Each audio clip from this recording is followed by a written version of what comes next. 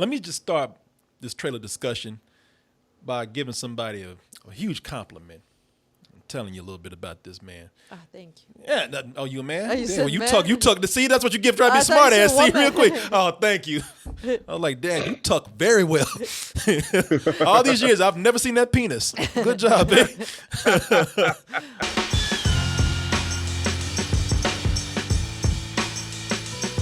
It's a beautiful day in this neighborhood, a beautiful day for a neighbor. Would you be mine? Could you be mine? For those of you who don't know what Hakuna Matata means, it means dtmerch.com. You Word for the rest of your days. go ahead and get that. Hey, anybody can be a king or a queen when you're wearing that black tee. We have stickers now. We removed the stickers to the top, removable stickers. I'm going to get one of those and put it on the back of my computer. Also, we got more shirts in here for you of other styles. We got the coffee cup. We're fortunate to have this platform where we can do whatever we want to do here on doubletoasted.com, and that is because of you. You support us with your subscriptions, your donations. You listen to us.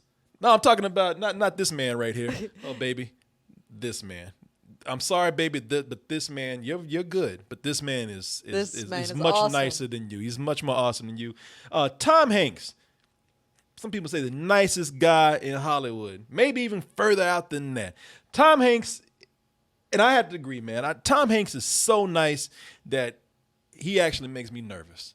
You know, he's one of those guys. Because he's so nice, you just waiting for something to go wrong with him. Right? You waiting for that story where you find out he drugged and raped somebody. He grabbed an ass that he wasn't supposed to.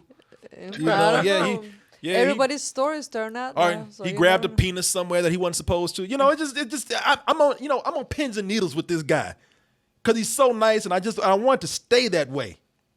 And now we got the nicest guy so far in the world playing the nicest guy not in this world anymore.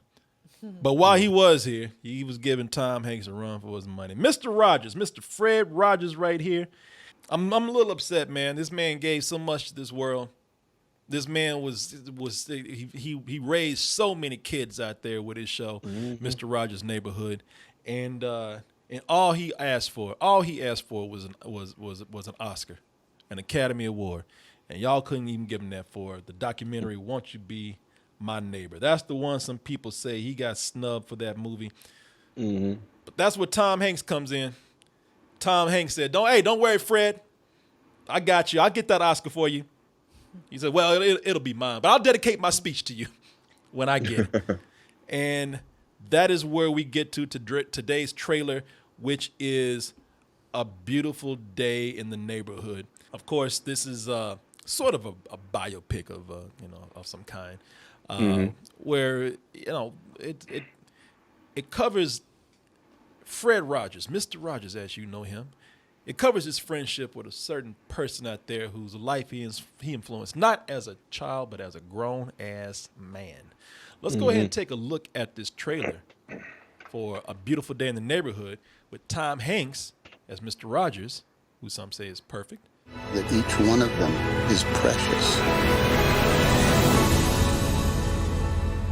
It's a beautiful day in the neighborhood, a beautiful day. Jesus, will you people leave me alone?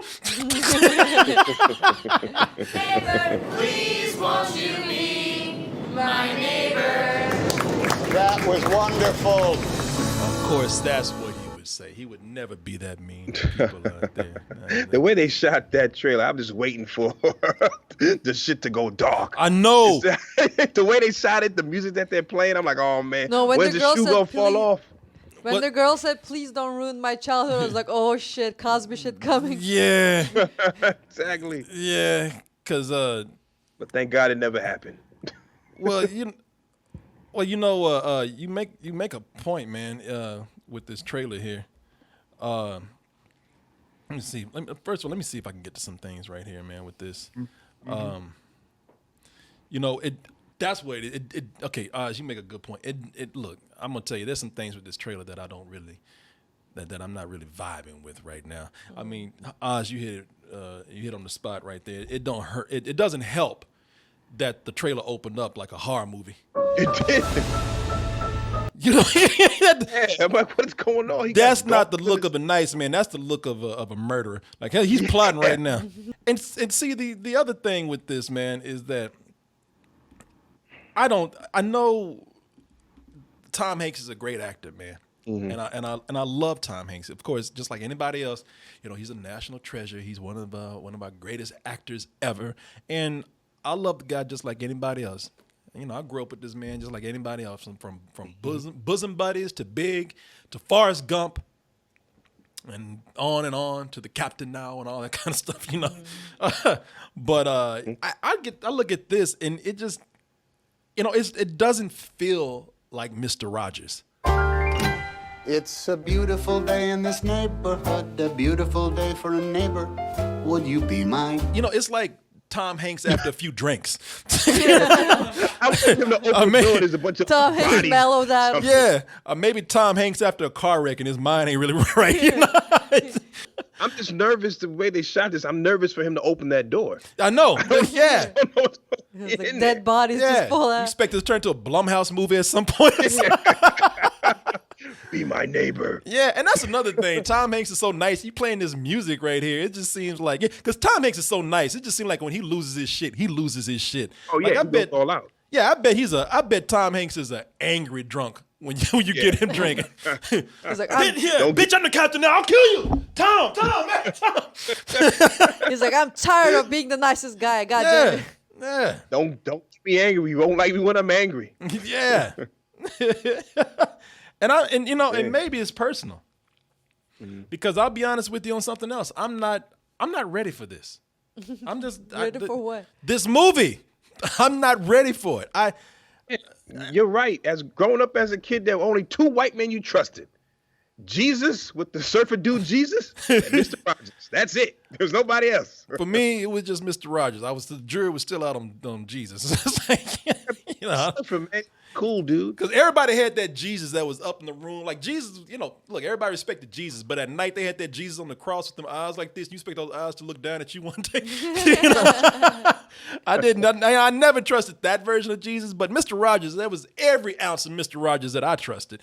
And I'm gonna tell you, I'm not ready for this, because I'm still upset over this documentary not even getting a nomination for best documentary. There must be times when you do feel blue. I'm not feeling blue right now, though. Me neither. Man, that scene had me bawling in the I can theater, imagine. man. I couldn't even choke my tears back, man. That kid in that wheelchair, who unfortunately is not alive anymore. I think he died in his early 30s. And you know, this is one of Mr. Rogers' fondest memories right here, being with this kid.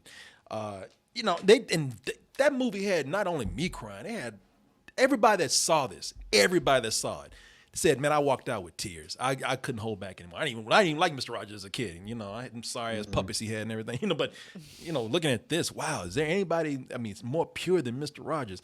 And you know, for them not to give that movie a nomination, at least a nomination, man, that made me give really all the years talking about the Oscars. Man, Oscars are fake. Oscars ain't, you know, Oscars not a big deal. Oscars all about politics and business. I tell you, man, it was the snub for this documentary right here. I said, okay, yeah, Oscars really, truly it is bullshit. And now you want to come in and you want to give me this fake ass Mr. Rogers right here? No, what you do is, instead of giving me this, you go back and give that movie what you should have given it. You should have given a nomination. As far as I'm concerned, you should have given an Oscar. Wasn't it last year the documentary came out, and now this movie's coming out? Like, why they're all on it this much? You know, and I don't know, because Fred Rogers Good has been question. gone for a while. The only thing I can think of is that, you know, somebody knew that the documentary was being made, and the documentary was picking up some momentum, and somebody said, well, let's go ahead. Probably before the documentary was even out, somebody said, as Hollywood has a tendency to do, but I don't know if that's the case here, well, maybe that'll be very popular and have enough momentum to where if we do a Mr. Rogers biopic, you know, with an actor, a A-list actor, then you know, we can take advantage of that. The reason why that documentary I thought was so cool is because you're getting the words of Mr. Rogers, and you're getting a very pure vision and image of Mr. Rogers right there. unless it's something that they're not showing us.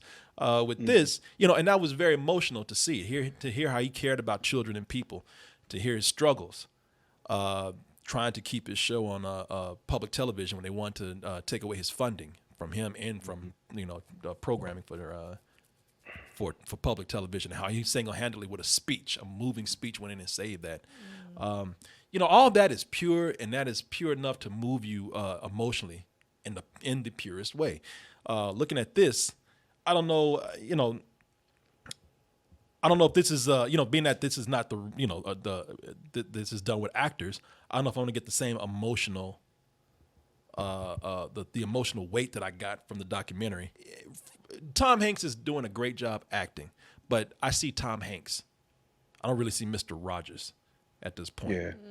I mean, I think that that documentary just really jaded. I guess that's a harsh word, but it definitely puts you in a mind frame especially after seeing Fred Rogers talking in his own voice. Telling his own story, so to speak, in his own plight. And we know now, watching these kind of biopics or stuff that's based on someone, it's 90% bullshit. So now it's like you heard what the man has done. Exactly. Now to see somebody else kind of act it and play it out, and knowing a lot of it is going to be bullshit, that I can see how this could make you a little upset, a little jaded as to what is going to be portrayed on the screen. Yep. Hollywood is known for changing things for dramatic effect. So again, what's that? They've been doing it kind of back to back. That whole the Freddie Mercury thing. Who was that? Elton John. Elton John. Even NWA for certain. The NWA. Biopic. You know what I mean? They've taken it and Hollywoodized it, right? Yep, they should do. They do it for dramatic effect, man. So that again, going back to the purity thing, I'm getting, I'm seeing the words of the man himself. I'm seeing footage from, from this man's life and from his material and content and whatnot. I look at this, I don't know how much of a real story that I'm getting here. Yeah, it feels like Hollywood is just stealing these people's lives and names and just like use it for their own profit, kind of. Well, they could, but also, if you're still alive, you get a huge boost from a movie. He's not alive. He's not alive. His estate is, and I'm sure maybe his, I'm not sure. I think his wife is still alive. Yep. So okay. She said Tom Hanks was perfect. So Tom Hanks. That's what I was going to say. It's up to the estate to kind of go in and say whether somebody did a good job or not sometimes. And if it gets the estate's approval, then hopefully that'll be, and that's not always the case, but hopefully that'll be something that will give you a little vote of confidence here.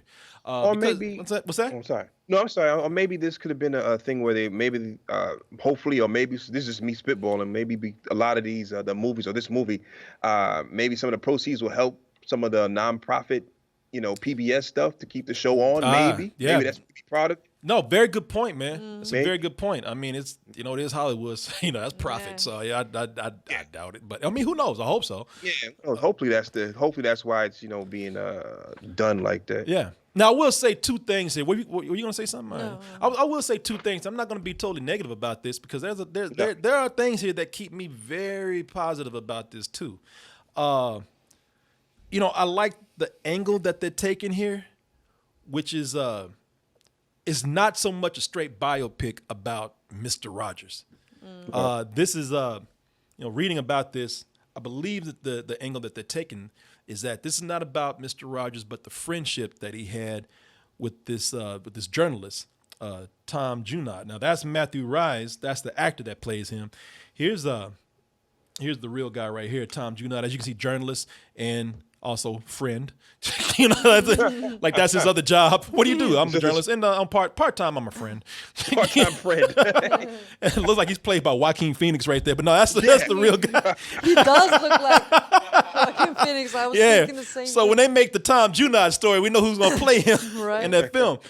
But that might give you an opportunity to what about Medea now? Opportunity to see another aspect of Mr. Rogers' life that was probably not covered in the documentary, or that we just don't know about. Period, because I imagine this was a very personal thing between these two friends right here. Right. So I like that they're taking that approach. In the trailer, it looks like he don't give a about Mr. Rogers right there. I see through your games, old man. Yeah, I don't give a f children like you. I don't, bitch. but sounds like he kind of turns him around. Fuck. Yeah, he might be kind of, maybe jaded when he goes in to interview because you heard his wife say, please, look, I can kill you if you ruin my childhood. Please don't ruin my childhood. So I don't know what he goes in. Sounds like this guy has personal problems in his own life. Maybe something's going on with his wife. And Mr. Rogers kind of makes everything, as he does, much better. But that's good that they're taking the. You're looking at the story possibly through, if not the whole movie, partially through somebody else's eyes. The director, a lot of people probably won't know the name, Mariel Heller, but Mariel Heller, for me, and it's not. This was on a lot of people's lists. Not a lot. It was on a lot of people's lists. It didn't get as much attention as I thought it should. But I thought this was a great movie.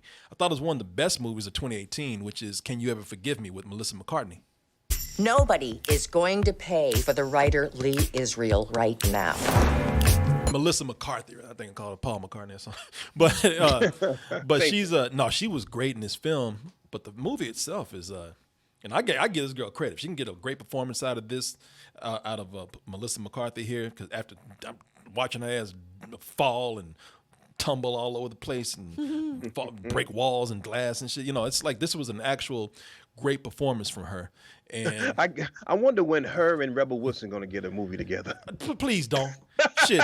Please, the theater won't even be standing anymore after that. Two people falling all over the movie. Yeah, goddamn place. Breaking shit. That's what the movie called. Rebel Wilson and Melissa McCarthy are breaking shit. The motion picture. Rumble and tumble.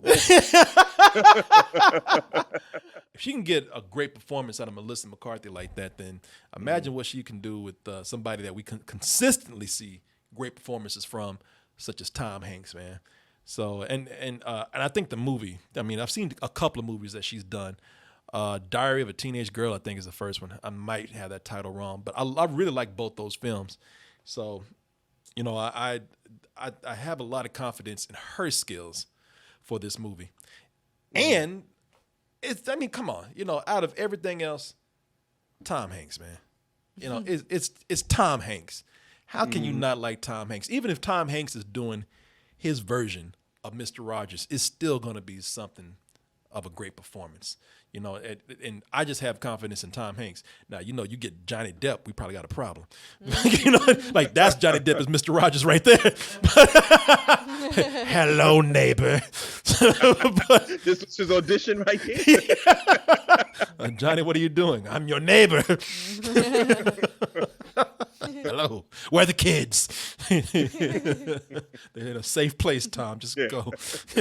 Johnny, just go, please. Looking at Tom Hanks, I would say he might not exactly sound like him. He might exactly look like him, at least from the trailers. I mean, once you get into his performance, because that's what it really counts for. When you see somebody who does a great performance and they make it their own and capture the essence of whoever it is that they're trying to, they're influenced by, that usually works more than anything else. And I will say that while Tom Hanks might not look like him all the time, there was one point where he turned around. I was like, damn. He kind of like that right there. I said, he looks just like Mr. Rogers, man. The red sweater works. That red sweater is the one that's doing it. He takes it off. No, Tom Hanks. He puts it on. Like, oh. Where'd Tom go? Mr. Rogers, what are you doing? I thought you were dead. But yeah, man. Yeah, this is I'm looking forward to this, man. This comes out during Thanksgiving, so that must mean that Sony has a lot of confidence in this too. Thanks for watching, everybody. Hit that subscribe button. Hit notifications so you can see us coming, because you expect us. You're not going to leave us. You want to stay around us. You want to stay around us so much that you want to go to our main site, Double Toasted, and get more of us. Over there, you'll find the long version of this video, uncensored, unedited, along with the live streams that we do almost every night of the week. We work so hard. And please support us at our store, dtmerch.com. And remember to always stay